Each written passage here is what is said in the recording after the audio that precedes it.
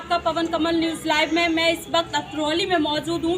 अतरौली में बकरी ईद को किस तरीके से मनाया गया है, किस तरीके से कुर्बानियाँ करी हैं, किस तरीके से योगी आदित्यनाथ के जो दिए आदेशों का जो रूल को फॉलो किया गया है, किस तरीके से फॉलो किया गया है, वो यहाँ मैं जानूंगी। मैं मुस्लिम समुदाय के लोगों के बीच में मौजूद हूँ। मैं आपको बता देती हूँ, ईद से पहले बम्बई और दिल्ली में तनाव की स्थिति बेशक बनी थी, लेकिन वहीं उत्तर प्रदेश के मुखिया योगी आदित्यनाथ ने पूरी तरीके से पुलिस प्रशासन को अलर्ट कर रखा था।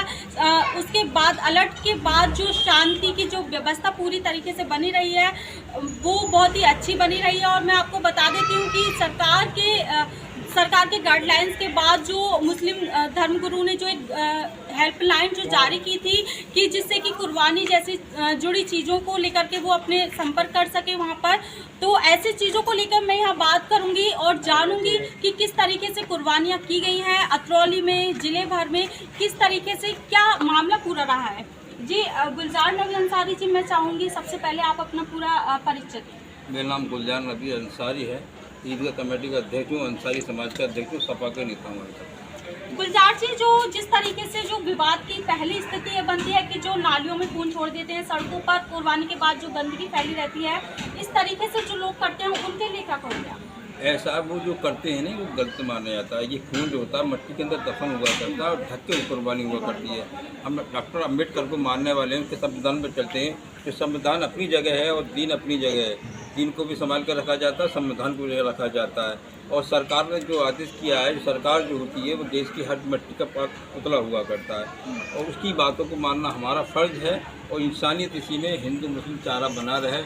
और हमारा क्षेत्र तो बाबूजी कल्याण सिंह जी का है, जो लोग उनसे जाने जाते थे। आज तक कहीं दंगा, कहीं कोई विवाद हुआ नहीं है। अतरौली में प्यार मोहब्बत रहा करती है।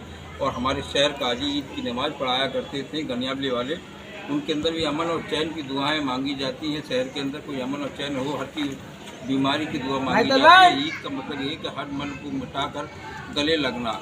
इसी तरीके कुर्बानी जो हुआ करती है कि अपने धर्म के स्तर पर हुआ करती है। इससे किसी बात का मतलब नहीं, इसे ढक के काम किया जाता है। गोश्त भी ऐसा है कि जो जाता है तो वो ढक के ही जाया करता है। और कोई जो गलत काम करता है तो वो शैतान के रूप में कहलाया जाता है। न हिंदू है, न मुस्लिम है, न ईसाई है, न ईसाई, न हिंदुस्तान का है। जो देश के लिए मरेगा, देश की बातें मानेगा, वही हिंदुस्तानी कहलाया जाता है। अच्छा, जो योगी जी का आदेश है कि खुले में कुर्बानी न करें, गली सड़क किनारे जैसे कि और बड़े मदरसे और जहां पहले से कुर्बानी होती चली आती है वहां पर ही ऐसी जगहों पर कुर्बानी करें, तो इस पर क्या कहोगे? तो जहाँ कुर्बानी हो वहाँ सफाई सुथराई होनी चाहिए, जो आदमी खा सके। उस तरीके को जो गलती है तो गलती को हर सड़क पे करोगे तो वो गलती है। ईद की नमाज़ सड़क पे पढ़ोगे तो गलत है।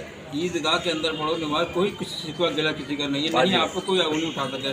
आप गलत काम करोगे, सरकार हो चाहे चलता हुआ एक दरोगा हो, चाहे सीओ साहब हो, उसको दिक्कत आएगी।